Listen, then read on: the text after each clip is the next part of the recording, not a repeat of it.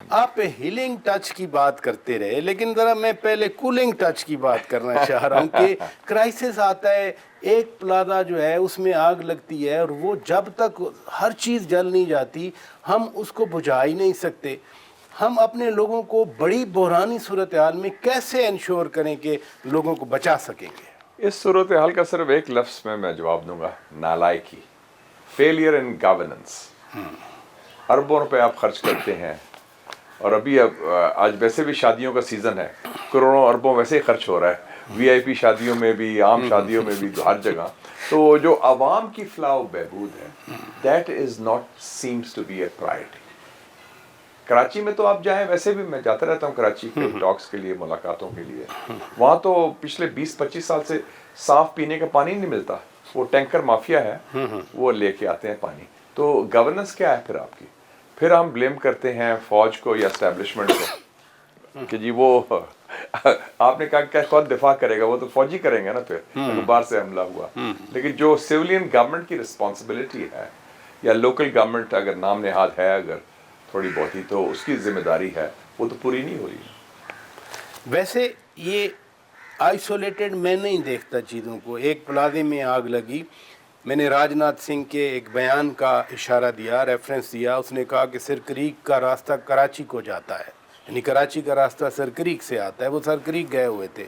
تو خدا نہ خواستہ یہ کوئی بڑا کرائسس بن جائے، یہ صرف ایک آئسولیٹڈ نہیں ہے، یہ تو ملک کی سلامتی کا مسئلہ بھی بن یہ جاتا ہے۔ راج ناتھ سنگھ کے اسٹیٹمنٹ جو ڈیفنس منسٹر ہے اس کو سیریسلی لینا چاہیے، کیونکہ ان کا عزائم یہ ہیں، ان کی نظر ہے، ان کو یہ کھٹکتا ہے سارا پاکستان کا جو ایک مضبوط رول رہا ہے، خاص طور پہ جو پچھلے مئی کے واقعات کے بعد، اور انہوں نے کوئی اگلی دفعہ کوئی گڑبڑ یا گند کرنا ہے تو کراچی ان کی نظر پہ ہے، اٹس ان دیئر سائٹس۔ تو we should have comprehensive plan. تو اگر ہم بیسک گورننس ایشوز سالو نہیں کر سکتے تو باقی ایشوز تو بات کی بات ہے۔ That's what I am seeing, آپ نے درست فرمایا، کیونکہ بعد میں انہوں نے اوورآل ایک سندھ کے بارے میں بیان دیا، دریائے سندھ کے بارے میں بیان دیا، انہوں نے سیکریڈ کہا۔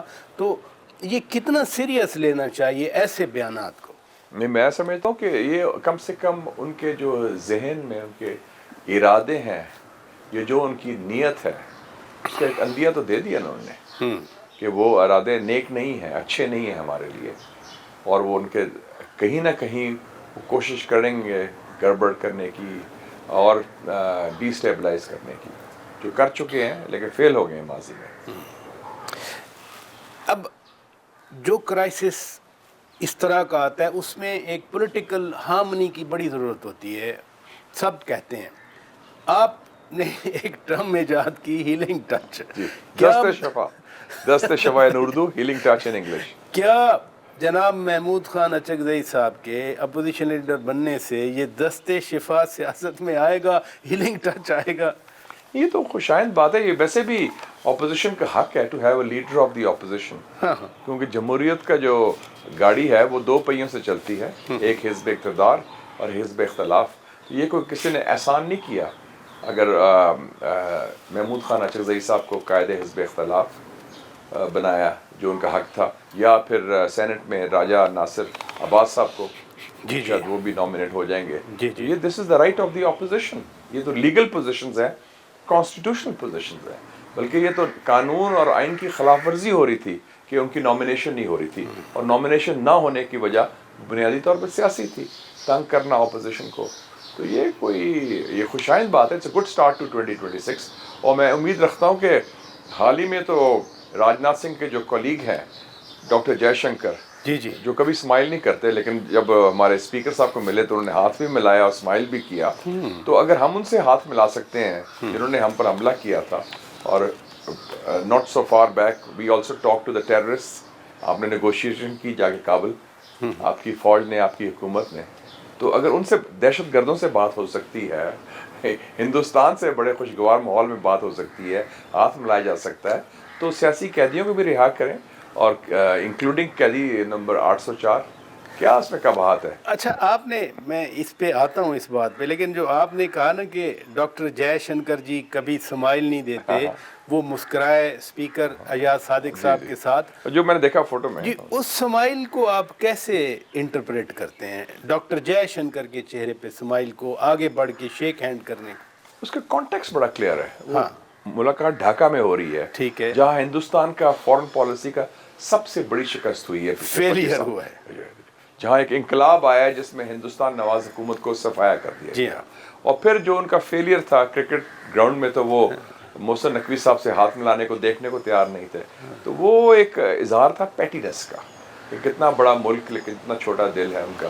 तो उनको फीलिंग हुई कि हमने गलती की है। So it was a form of saying yes, अभी कोर्स करेक्शन है, वी आर सॉरी, नदामत का एक इजहार था मेरे ख्याल में।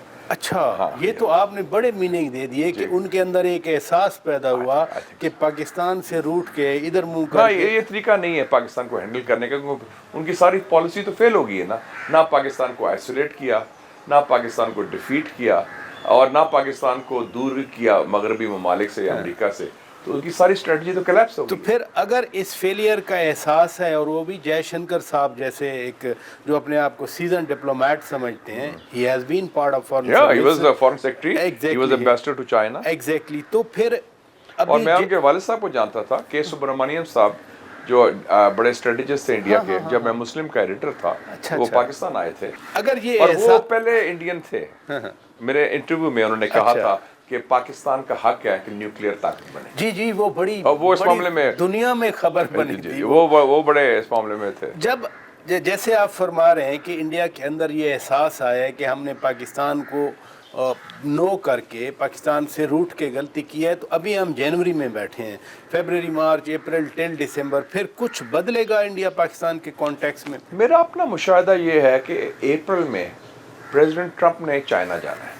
अच्छा, और उसके बाद प्रेसिडेंट शी जिनपिंग ने अमेरिका जाना है। और अभी आप बात कर रहे हैं जनवरी की, जी जी, तो आपको याद होगा कि 30 दिसंबर को चाइनीज़ फॉरेन मिनिस्टर वांग जी ने एक ब्रीफिंग दी बीजिंग में, जिसमें उन्होंने फरमाया कि चाइना ने बड़ा कलीदी किरदार अदा किया था इंडिया पाकिस्तान टेंशंस को डिफ्यूज करने जी, में। ये वही बयान जो ट्रंप ने मीडिएशन की बात की थी, ये ट्रंप ने भी यही बात की थी। ऐसे ही। तो मुझे लगता है कि अमेरिका और चीन मिलके, चूंकि इस खत्ते में उनके मुश्तरका मफादात हैं, वो दोनों पर दबाव डालेंगे, बिलखसूस हिंदुस्तान पर, जी जी, कि जनाब बंदे दे पुत्र बनो, आप बात करो और set. And I feel tensions कम होंगी 2026 में।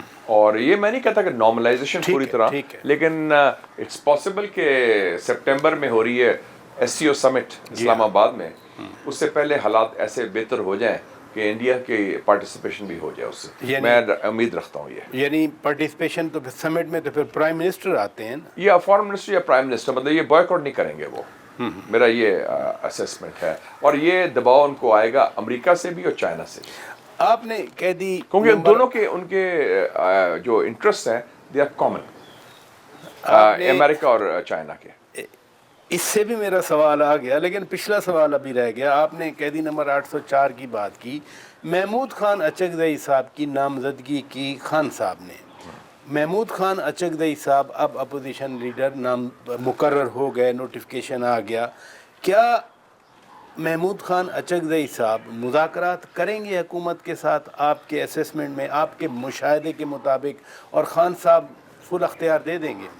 मेरा ख्याल करेंगे, क्योंकि लगता ये है कि खान साहब ने जो दोनों लोग नॉमिनेट किए हैं वो उनकी जमात से नहीं ताल्लुक़ रखते, वो मुख्तलिफ जमातों से हैं।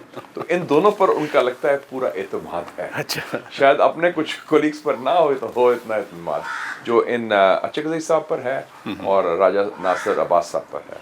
तो आई वुड से कि there would be no limits to that.